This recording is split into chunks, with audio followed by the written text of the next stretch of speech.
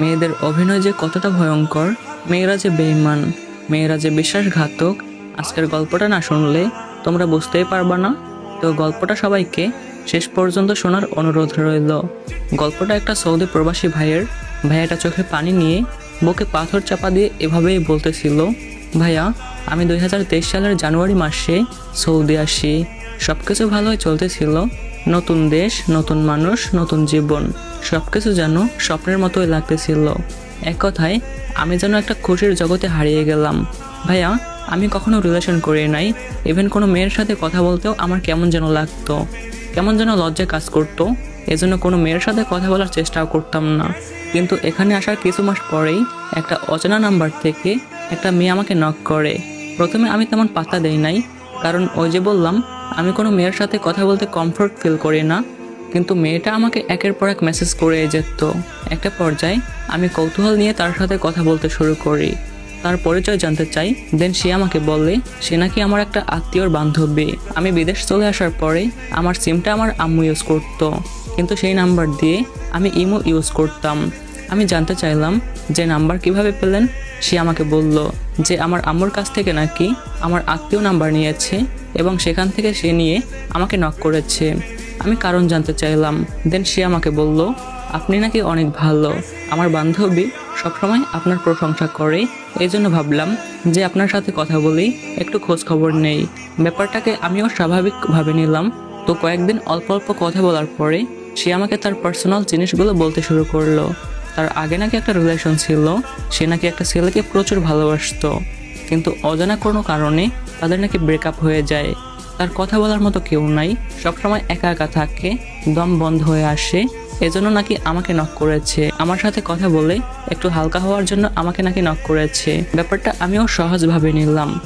ভাইয়া আমি সহজ সরল ছিলাম, গভীরভাবে তেমন কিছু ভাবতাম না। বিষয়টাকে আমি স্বাভাবিকভাবে নিলাম। মনে মনে ভাবলাম যে সমস্যা কি, একটা মানুষ যদি আমার সাথে কথা বলে তার স্বাভাবিক জীবন ফিরে পেতে পারে, তাহলে বলুক, আমার প্রবলেম কি। এটা ভেবে আমিও তার সাথে কথা বলা শুরু করি, তাকে আমি সময় দেওয়া শুরু করি, কাজের ফাঁকে তার খোঁজখবর নিতে শুরু করি। এভাবে অনেক দিন কেটে গেল। সে আমাকে সবকিছু শেয়ার করতো। দেখতে দেখতে আমরা একে অপরের ভালো বন্ধু হয়ে যাই।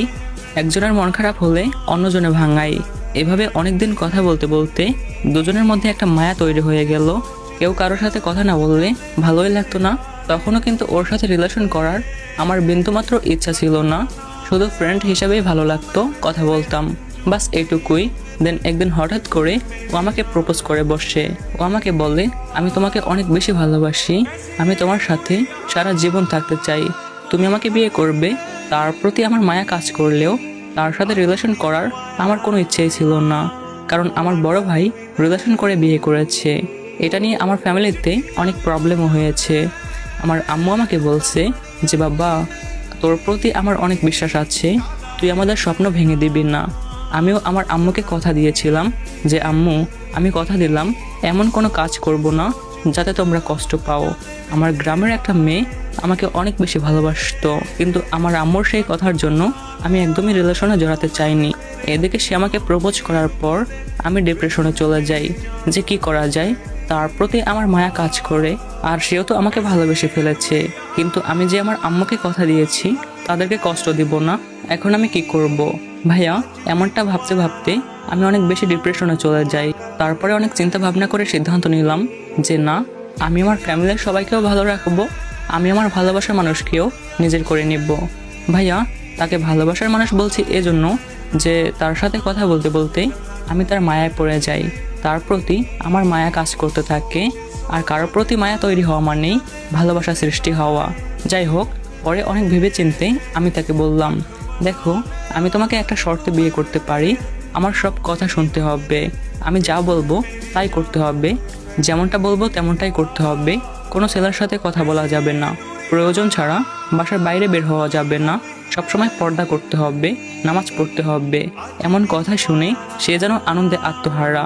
সে আমাকে বলে তুমি যা বলবা আমি তাই করব, তোমার সব কথা শুনবো, তুমি শুধু আমাকে বিয়ে করো।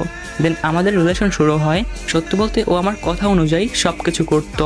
বোরকা পরতো, পর্দা করতো, প্রয়োজন ছাড়া বাসার বাইরে যেত না। এক কথায় আমার মনের মতো চলতো। ওর এমন আচরণ দেখে আমি ওর প্রতি পুরোপুরি আসক্ত হয়ে যাই। ভাইয়া, ও আমাকে এত বেশি ভালোবাসতো যে আমি সামান্য বকা দিলেও ও কান্না করে ফেলতো। আর আমি তখন এতটাই বোকা ছিলাম যে ও কান্না করলে মনে হতো ও আমাকে সত্যিই ভালোবাসে। এজন্য ইচ্ছে করে ওকে বেশি বেশি কান্না করাতাম, ওকে রাগাতাম, ওকে এমনটা বলতাম যে একটা মেয়ে আমাকে মেসেজ দিয়েছে, ওর সাথে কথা বলেছি, এমন আরও মিথ্যা কথা বানিয়ে বলতাম। আর এটা শুনে ও কান্না করতো। আমাদের ভালোবাসা এতটাই গভীর হয়ে গিয়েছিল, ও আমাকে একটু সময়ের জন্য না পেলে পাগল হয়ে যেত। কাজ থেকে ফিরতে একটু দেরি হলেও কান্না করে ফেলতো। ও যদি কোনো ভুল করতো, ভাইয়া, আমি ওকে 20 বার কান ধরে উঠবস করাতাম, ও কিছু মনে করতো না। ও সবসময় হাসতো আর বলতো, তুমি যদি খুশি হও তাহলে আমি খুশি, তুমি যদি খুশি থাকো তাহলে তোমার জন্য আমি সব কিছু করতে পারি। ভালোই লাগতো ওকে। হৃদয়ের গভীরে ওকে জায়গা দিয়ে ফেললি। দেখতে দেখতে অনেকগুলো মাস কেটে যায়, সব কিছু খুব সুন্দরভাবে চলতেছিল। দিন একদিন হঠাৎ করে ওর ফোনটা নষ্ট হয়ে যায়।